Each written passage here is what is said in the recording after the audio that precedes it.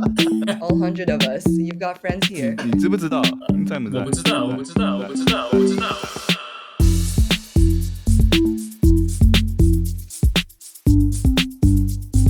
I'm joined today with our awesome tri-host partners. We have Jacky, Cindy, and I'm John. We are going to break down what is BZD, what is Bu Zhi DAO, and so much more. So welcome to the first episode. What is Bu Zhi DAO? What is BZD? Jacky, can you help us understand what is BZD? I have no idea. 我不知道。我也是啊，我也不知道。I guess we're done here. Great episode. Thanks, guys. Bu Zhi DAO is a DAO, pun intended. It's just a group of people passionate about Web3, either your founders, builders, creators, investors, just passionate about Web3, passionate about, advancing Taiwan's Web3 ecosystem and culture. Bridging the gap between Taiwan and potentially other countries in the West, all over the world, really. And focusing on education, community. We're not focusing on making money. We're not just buying NFTs and flipping them and talking about what's the next project to ape into. We're more about building community, connecting with each other. I always believe that when you just have a bunch of smart and awesome people in the same room, you don't have to do anything. Just awesome things will just naturally happen. So that's the goal of just bringing people together, either in your own local city, San Francisco, New York, Taiwan, LA. We have a lot of meetups already, but also at different conferences where a lot of us attend. You can always have this group of people you can connect with, hang out with, and support each other. So I think that's really important to have in the space. I think a big question is, how did Bu Zhi DAO start? How did BZD come to fruition? It was started at ETH Denver, actually. Just a couple of us, me, Justin, Jesse, and James. We were hanging out at a happy hour, talking about DAOs. We thought Bu Zhi DAO was a great name. It was started off as a joke. And after ETH Denver, we all did our thing. We all went home and hey, why don't we make this a thing? Why don't we actually build something out of it? We were looking at the ENS names. And we're like, let's grab BuZhiDao.e right away. It's ours. And then we're like, oh, shit. It's taken. Who the heck would take this? Who could it be? And it turned out it was Cindy. It's crazy. Yeah, it's actually wild. Yeah, so I'll let you tell that story. Sure. And so on the other side of the world, we were hosting a lot of NFT events because I couldn't go to things like ETH Denver. I was feeling the FOMO, and I was like, I'm just going to do NFT Taipei. I'm going to host crypto events here. And we started doing that, and we came up with this kind of goal to support local projects and potentially turn it into a DAO. Literally was just let's call it Bu Zhi DAO as well. But even during then, I didn't really have an idea for what it would be doing. So pick up the domain first, and then I was like, okay, let's figure it out now. And then I met with Ray because I wanted to learn more about DAOs. I was like, how do I get started? What do I do? And he was like, oh, you should meet my friend Jacky. So we got connected, and then we just started talking, and it turned out we both had the same DAO name, and I was just like, that's amazing. Obviously, this is a thing that needs to happen if people are wanting to do it around the world. No, you had this idea. Jacky had this idea in the US. Yeah. And then it was so serendipitous. It happened so effortlessly. I loved it. Yeah. I really appreciate this DAO because it's so much bigger than what I had originally even thought. Because for me, what I was just going to do was just throw events in Taiwan and promote and build resources here. But then Jacky, you've got all these global networks that I was just like, whoa, this is huge. And I love it. I was like, we can actually build now. Yeah. I think one thing I want to add to the name of Bu Zhi DAO also, that ties to what we're trying to do. One of our goals is to help educate people about Web3. So I think the name Bu Zhi DAO is funny in a way that helping people go from Bu Zhi DAO to Zhi DAO is also one of our mission. And yeah, this podcast also is, we're trying to create a podcast, highlight different people, and just talk about Web3 in an easy to understand way. Because right now there's so much information out there about Web3, about crypto, just so much noise. So yeah, we hope to create simple and easy to understand content that help people on board about Web3. Yeah, it's beautiful. And for any non-Mandarin speakers listening, that play on words right there is Bu Zhi DAO means I don't know. And to Zhi DAO is to know. So it's a fun pun on, we want to focus on education with this DAO, and it plays perfectly into the Mandarin expression for I don't know. And it reminds me, I'm kind of dating myself here, but it reminds me of Bill Nye, the science guy. And he had a segment that was like, did you know that? And then he'd do this whole little segment of teaching something. And then at the end, he'd be like, now you know. One thing I want to add is also a love for puns. I feel like that's definitely what connects us here. Yeah. 100%. I thought as our first kind of episode, the inaugural episode, I was hoping we could get a little bit more of a high level understanding of who we are, as us three will take turns co-hosting the shows. Maybe Cindy, do you want to start with what you're doing in the Web3 space? I'm currently working on community with Evernew Capital. So we're a VC that focuses on investing in crypto projects. Majority of it is on Solana, but we are cross-chain. So I do get I work with a lot of different builders through hackathons, workshops. Basically, my mission is to see how we can seamlessly integrate Web3 with everyday life. I feel like Web3 is going to eventually just be like the internet, where you don't really even think that it's the blockchain. It's just part of everyday life. And that's where I see us going. And so I want to facilitate that and continue bridging that gap. Jacky, what about you? Yeah, so before Web3, I was a Web2 software engineer working at Instagram for the past 5 years. And a year ago, I quit my job, started driving across the country, visiting all the national parks. At the same time, diving deep into Web3, both on the art and technical side. So I recently co-founded a project called Shibuya.xyz, and it's a Web3 decentralized video platform for content creators to put their content out there, put their IP out there, and allow viewers to not just be a passive viewer, but also allow them to vote, to earn tokens. So not just be a viewer, but also be a viewer, a producer, and an owner. And I'm also a podcaster in Taiwan. During COVID in Taiwan, I spent a year in Taiwan and I started a podcast. It's called Left Side Escalator. 天文地走左边. It focuses on self-development. There's a story behind that name also.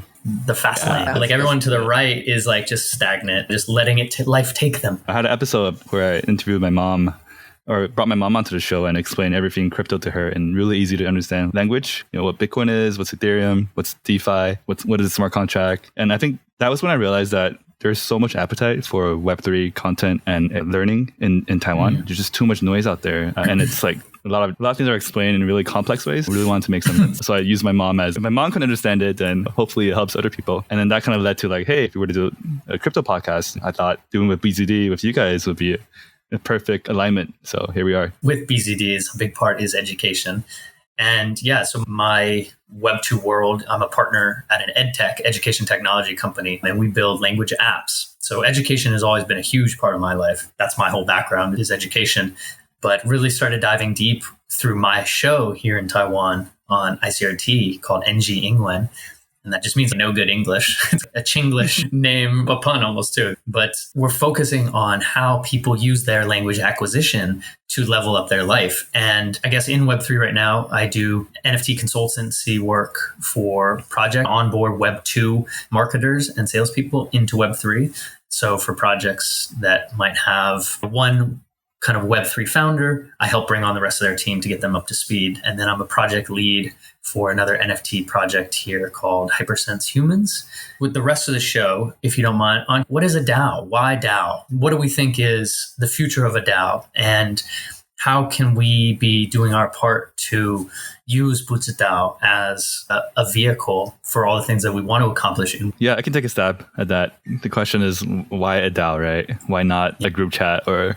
The reason why doing a DAO is a lot more interesting is because with a DAO, you can actually just gather global talent in ways that you couldn't before. The blockchain kind of bridges between different borders and allows people to kind of be incentivized in a way to contribute on the same goals, who contributed what, and people who contributed, they're also recognized and rewarded with these tokens. So I think having that blockchain as an infrastructure to run an organization is a better, a safer, more transparent, and a more powerful way to align human incentives, right? There's so many different types of organizations throughout history. You have dictators, you have religion, churches, you have all these different types of governments, democracy, and DAO is just the very frontier of a new way to organize human beings in a way that is productive, is fair, is fun. Done a few DAOs before, but for every DAO, you learn something new. You create a different mission, you use a different way to do things. So I think it's very exciting to leverage this DAO infrastructure, but also to meet all these people and use it as a learning experience too. Cindy, do you have anything to add to that? Why DAO for you? Like you mentioned earlier, why not just a group chat?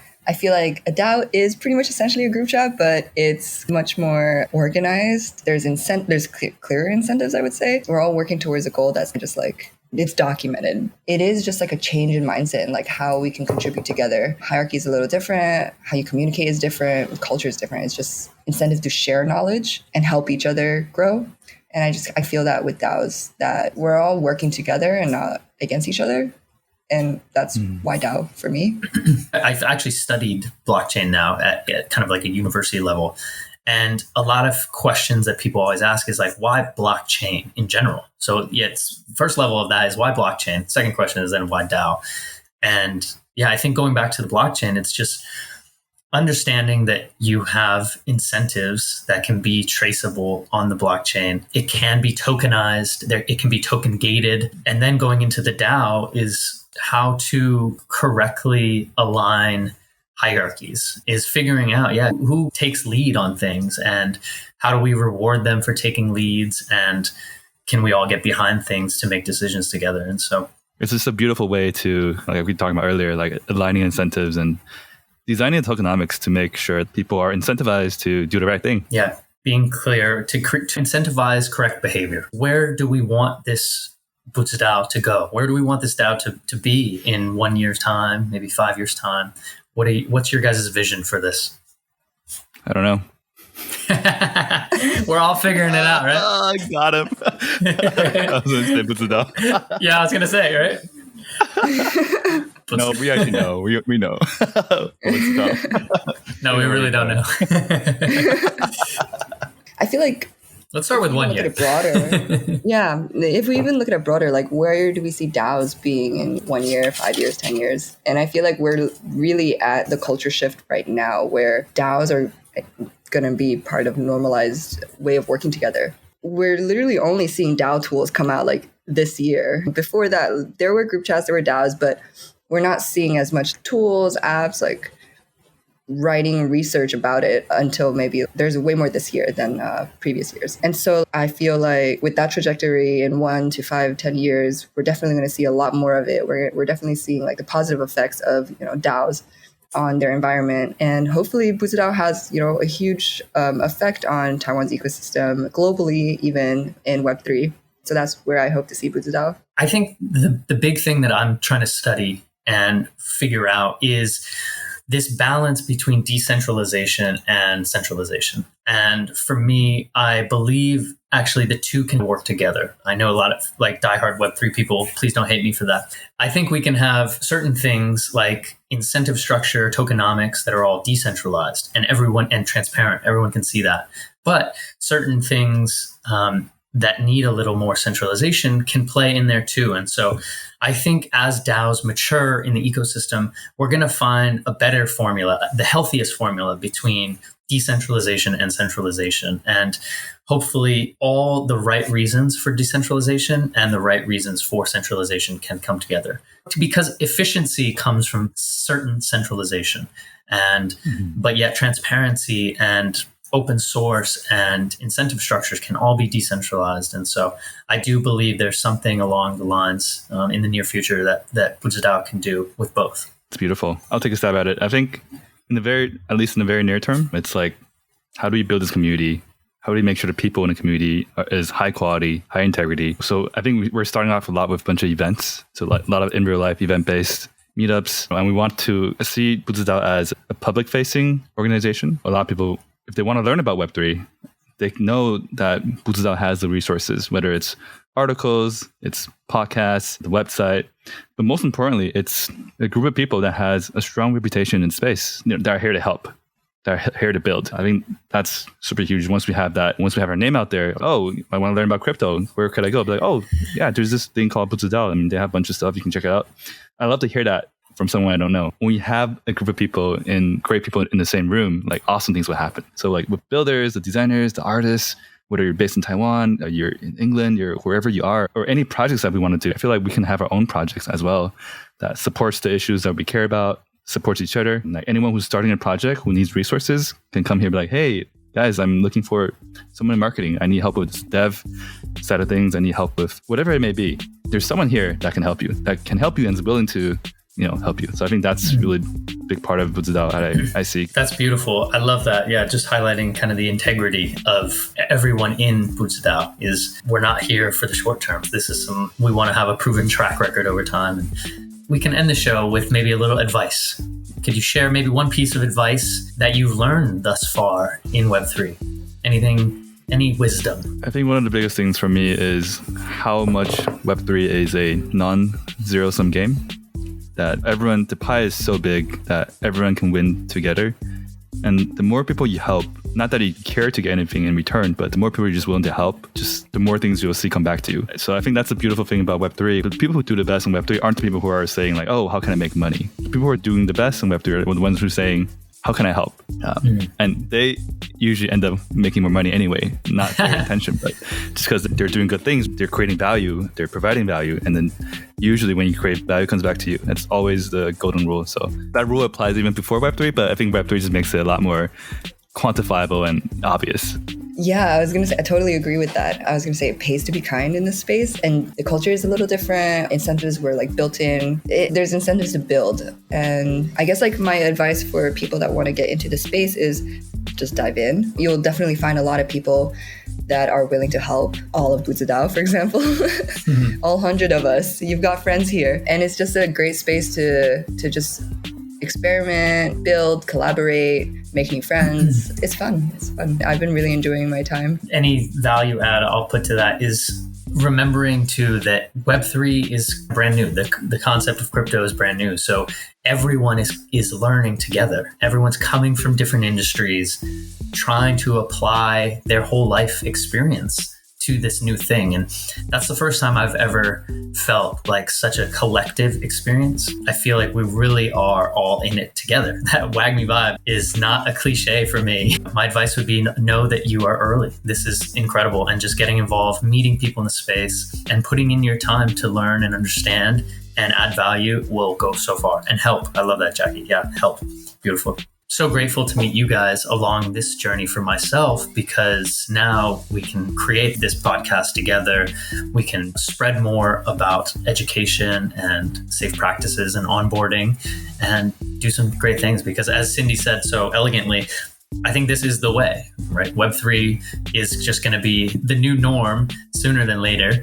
And I hope we can all have a hand in building the guardrails to that seamless transition. I think that's all from our first episode. How do we feel about this? I'm super excited though. Yeah, I can't wait for future episodes, and I can't wait to highlight more people in the DAO. If anyone listening wants to learn more, please reach out to us on Twitter. We're probably going to learn a lot. So hopefully you all can stay with us for all our episodes through this journey. You've got friends here. 你知不知道？你在不在？我不知道。